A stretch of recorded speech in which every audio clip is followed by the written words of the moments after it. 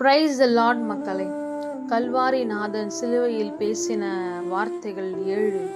முதலாவது மன்னிப்பு.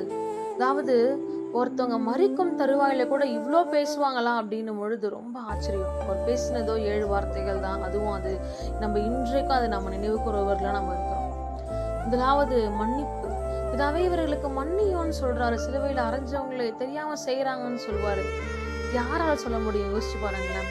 2வது ரட்சிப்பு. கூட இருந்த கள்ளனுக்கு ஒரு ரட்சிப்பு அவங்க கொடுக்குறாரு. அந்த இடத்துல ஒரு ரட்சிப்பு கொடுக்குறாரு. 3வது பராமரிப்பு.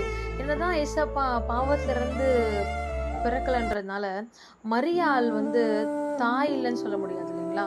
அதனால மரியாள் யோவான் கிட்ட ஒப்படைக்கிறாரு. இதோ உன் தாய், இதோ உன் மகன், நீ பாத்துக்கோ அப்படின்னு சொல்றாரு. 4வது பரிதவிக்கிறாரு. ஏலி ஏலி லாமா சபக்தானின்னு சொல்றாரு. 5வது தவிப்பு. அவர் எவ்வளவு தவிச்சிருப்பாருல்ல, எவ்வளவு அந்த வலி, அந்த வேதனை, அந்த வெயில், உச்சி வெயில நம்மளால நடக்கவே முடியல.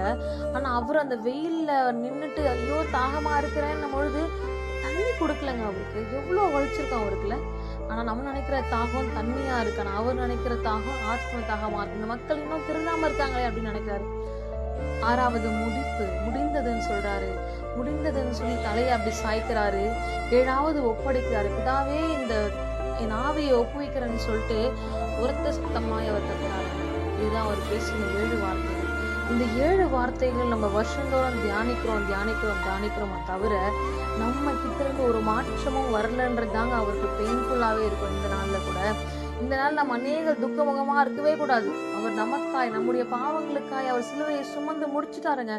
இன்றைக்கும் நம்ம துக்கமுகமா இராதபடி சந்தோஷமாக ஏசப்பா எனக்காக இருக்கிற சந்தோஷமா நம்ம ஜீவிக்கணுங்க.